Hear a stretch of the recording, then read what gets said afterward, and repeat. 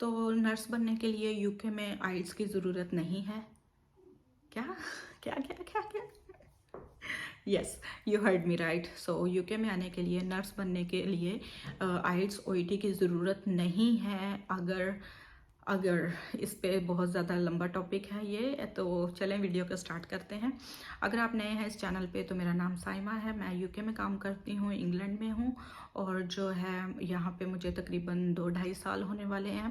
And इस channel पे आपको इन्फॉर्मेशन मिलेगी यूके नर्सिंग के बारे में, कैसे जो भी अपडेट्स आती हैं एनएमसी या हेल्थ केयर असिस्टेंट की या अकोमोडेशन की या हाउसिंग की, या कोई भी डिस्काउंट आता है या कोई ऑफ़र आ रही होती है रेजिडेंट्स के लिए, तो ये सारी इन्फॉर्मेशन आपको इस चैनल पे मिलेगी। तो अगर आपने सब्सक्राइब नहीं किया तो प्लीज़ कर लें, ठीक है। तो चले वीडियो को स्टार्ट करते हैं। तो जो एनएमसी ने रिसेंटली डिसाइड किया है कि अगर आप यूके में हैं, अगर आप बाज़-औक़ात क्या होता है, कुछ नर्सेज यहाँ पे आती हैं, उनसे जो है इंग्लिश टेस्ट क्लियर नहीं हो रहा होता, तो वो क्या करती हैं यहाँ पे आके, या तो वो डिपेंडेंट वीज़े पे होती हैं या फिर उनसे इंग्लिश टेस्ट क्लियर नहीं हो रहा होता, तो वो यहाँ पे आके तो जो है बैंड 2 की नर्स जॉब कर रही होती हैं, हेल्थ केयर असिस्टेंट की जॉब कर रही होती हैं, क्योंकि उनसे इंग्लिश टेस्ट क्लियर नहीं हो पा रहा था। तो उसके लिए क्या होता है, वो काम करती रहती हैं, साथ साथ तैयारी करती रहती हैं। जैसे ही उनका इंग्लिश टेस्ट होता है, तो इंग्लिश टेस्ट पास हो जाता है, तो वो उसकी करती हैं, सीबीटी करती हैं, और उनको जो है बैंड 5 का एनएमसी की तरफ से पिन मिल जाता है, तो वो बैंड 5 नर्सेज बन जाती हैं, ठीक है। मोस्टली नर्सेज यहाँ पे ऐसे ही करती हैं। लेकिन जब तक उनका इंग्लिश टेस्ट नहीं होता, तो उनको बैंड 2 की जॉब करनी पड़ती है। तो अब आपके लिए गुड न्यूज़ ये है कि जो फरवरी 10 फरवरी 2023 से एनएमसी यूके ने अनाउंस कर दिया, इम्प्लीमेंट कर दिया कि जो है नर्सेज जो हैं यहाँ पे, अगर वो 1 साल से काम कर रही हैं, तो उनको आईएलटीएस या ओईटी करने की ज़रूरत नहीं है, ठीक है। उनको आईएलटीएस या ओईटी करने की ज़रूरत नहीं है। सही सुना आपने। क्यों ज़रूरत नहीं है? क्योंकि वो रेफरेंस मांगेंगे आपके मैनेजर से।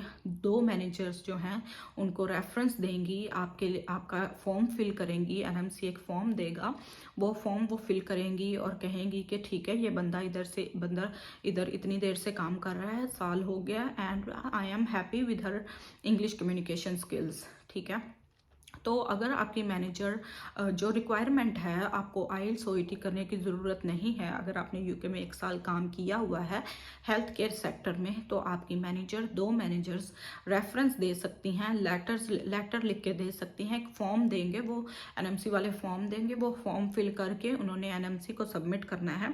जब वो फॉर्म सबमिट कर देंगी और कहेंगी कि I am happy with her communication skills, और ये बंदा जो है यहाँ पे काम कर रहा है, इसको इंग्लिश बोलने में, समझने में, सीखने में कोई प्रॉब्लम नहीं है, और जो है ये we are happy with that person and we are happy with her communication skills, तो जो है वो फॉर्म एनएमसी पोर्टल पे अपलोड करेंगे, और जो है आपको इंग्लिश टेस्ट करने की ज़रूरत नहीं पड़ेगी। तो जो आप इजीली नर्स की जॉब कर सकते हो। आपको जैसे हम आईएलटीएस करते थे, ओईटी करते थे, ठीक है। और ये जो दूसरी रिक्वायरमेंट है, ये मैनेजर का रेफरेंस होगा। और एक और है, अगर आपने इंग्लिश स्पीकिंग कंट्री में पढ़ा है और उधर से ही आपने प्रैक्टिस की है, उधर से ही आपको जो सर्टिफिकेट्स मिले हैं, तो 3 रिक्वायरमेंट ये वाली रिक्वायरमेंट है, ठीक है। तो इनमें से एक ये है कि अगर आपने इंग्लिश स्पीकिंग कंट्री में साल से ज़्यादा काम किया है, साल काम किया है, तो आपको इंग्लिश टेस्ट देने की ज़रूरत नहीं है।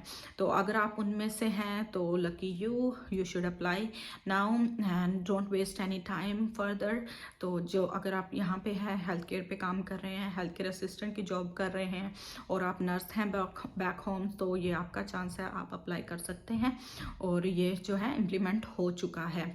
Other thing I want to discuss is कि यहाँ पे जो एनएमसी ने परसों से जो एक कैलकुलेटर अपलोड कर दिया है, उसमें एनएमसी की वेबसाइट पे, उस कैलकुलेटर में जाके अगर आपने आईएलटीएस या ओईटी किया हुआ है, तो उस कैलकुलेटर में जाके आप अपने रिजल्ट्स देख सकते हो। अगर आपने एक सिटिंग में टेस्ट किया तो आपका 7 बैंड नहीं आया, या जो है बी स्कोर नहीं आया ओईटी में, तो एक में कम आ गया, और जो है आपने दोबारा टेस्ट दिया है, तो उस कैलकुलेटर पे आप अपने स्कोर लिखेंगे तो आप देख सकेंगे कि अगर आपको दोबारा टेस्ट देना चाहिए या नहीं, या आप उन स्कोर को कंबाइन कर सकते हो या नहीं। कंबाइन करने का क्या मतलब होता है कि एक साल में आपने 2 दफ़ा पेपर दिया है और दोनों दफ़ा जो है आपका किसी में बैंड 6.5 से कम नहीं आया, एक्सेप्ट राइटिंग में 6 एक्सेप्टेबल है। अगर आप आइल्स करते हो तो ओईटी करते हो तो किसी में भी C+ से कम नहीं होना चाहिए, राइटिंग में C इज़ एक्सेप्टेबल। तो उस कैलकुलेटर में आपने जो है nmc.org.uk पे जाके वहाँ पे आपने लिखना है English requirement test, English requirement for NMC. तो उसमें आपको ऑप्शन देगा फाइंड आउट मोर पे आप सिलेक्ट करेंगे तो वो आपको ले जाएगा कैलकुलेटर पे, सी कंबाइन योर रिजल्ट। सो अगर आप उस पर सिलेक्ट करेंगे तो आप उसमें अपने स्कोर्स लिख सकते हो, फर्स्ट सिटिंग के और सेकंड सिटिंग के। तो जो ग्रीन बटन आएगा सब ग्रीन आएगा, तो मतलब कि you are good, you can combine your results, it means it's fine.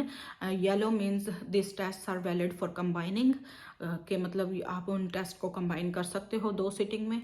और जो है अगर रेड आएगा तो आप कंबाइन नहीं कर सकते। तो ये दोनों गुड न्यूज़ थी, दोनों गुड न्यूज़ मैंने कहा आपसे शेयर कर लूँ।